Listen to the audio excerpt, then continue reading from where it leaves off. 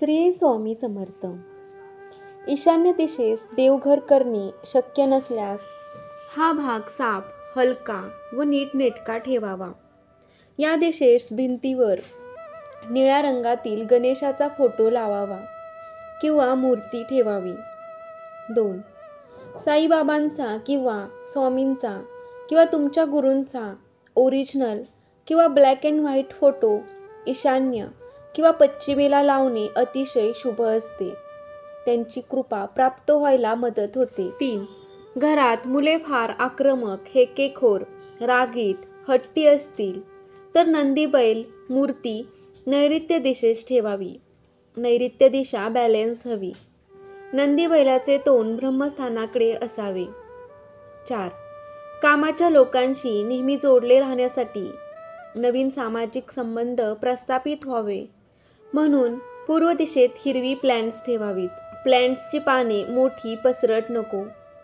प्लॅन्टची कुंडी पॉट लाल, पांढरी, पिवळ्या रंगाची नको. ऑफ व्हाईट, हिरवी, क्रीम, निळी, काळ्या रंगाची कुंडी चालेल. 5. आग्नेयमध्ये लाल फुले ठेवली असता नवरा बायकोच्या नात्यात एकमेकांबद्दल उत्कट भावना, कळकळ, प्रेमळपणा वाढीस लागतो. 6. घरातील लोक सतत चिडचिड आणि रागराग करत असतील तर देवघरात देवाच्या खाली लाल रंगाऐवजी पिवळ्या रंगाचे वस्त्र अंथरावे. देवघर आणि घराची ऊर्जा यामुळे घरातील लोकांच्या स्वभावामध्ये परिवर्तन दिसून येईल. 7. आपल्या प्रत्येकाच्या घरातील महत्त्वाचा भाग असलेलं पोळपट व लाटणे यामधील एक जरी तुटलेले असेल किंवा तडा गेलेला असेल तर ते तात्काळ बदलून घ्या. जर ते असेच वापरले तर घरात गृहकलह वाढतात. अन्नपूर्णा माता नाराज होते. लहान मुलं, मोठी व्यक्ती नेहमी आजारी पडतात म्हणून ते तात्काळ बदलावे. 8.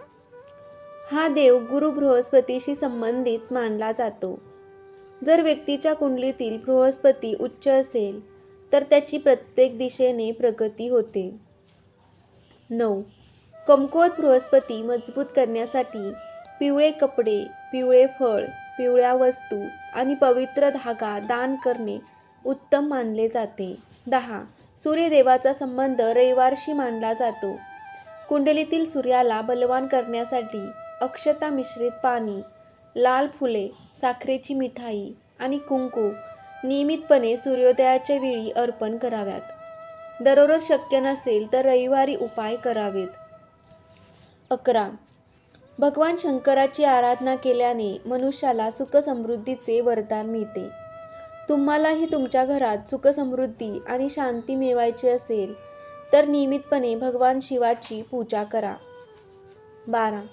सोमवारी शिवलिंगावर मधाची धार अर्पण केल्यास भगवान शिव प्रसन्न होतात आणि जीवनातील नोकरी व्यवसाय संबंधित समस्या दूर होतात. हा उपाय केल्याने जीवनात प्रगतीचे नवीन मार्ग खुले होतात. 13.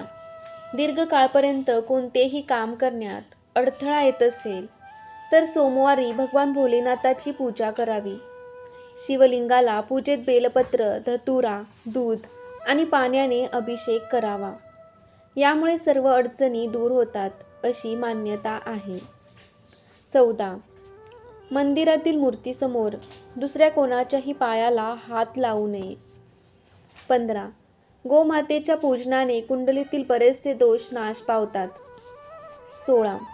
ज्यांच्या कुंडलीमध्ये पितृदोष आहे अशांनी आपल्या जीवनातील संघर्ष व असफलता कमी होण्यासाठी गोमातेला, गाईला दररोज चपाती, भाकरी, गूळ, हिरवा चारा यापैकी जमेल ते खाऊ घालावे.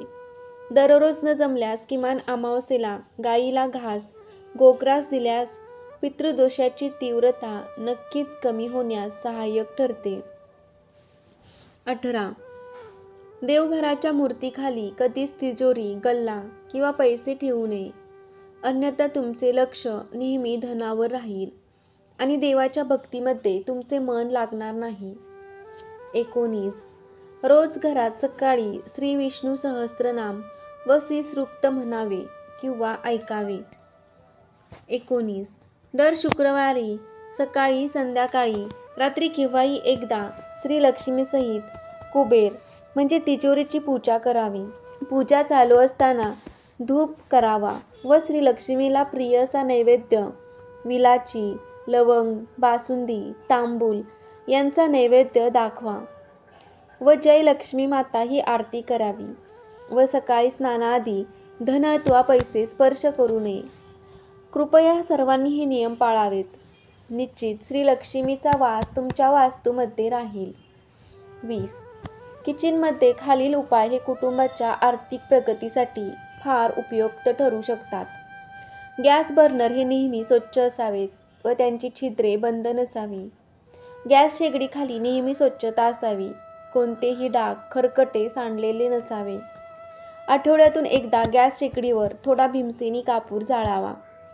रोज पूर्ण किचन साफ, स्वच्छ करावे. रात्री कोणताही वास किचनमध्ये नसावा. पिठाची कणिक बनवून रात्री फ्रीजमध्ये ठेवू नये. रोज रात्री खरकटी भांडी स्वच्छ करून ठेवावीत. वास्तूतील किचन बॅलन्स असेल तर वरील उपायांचा छान फरक पडतो. श्री स्वामी समर्थ. तुम्हाला ही माहिती आवडली असेल तर लाईक करायला विसरू नका आणि असेच नवीन नवीन व्हिडिओ पाहण्यासाठी आपल्या चॅनेलला सबस्क्राईब करा. श्री स्वामी समर्थ. जय जय स्वामी समर्थ. श्री गुरुदेव दत्त.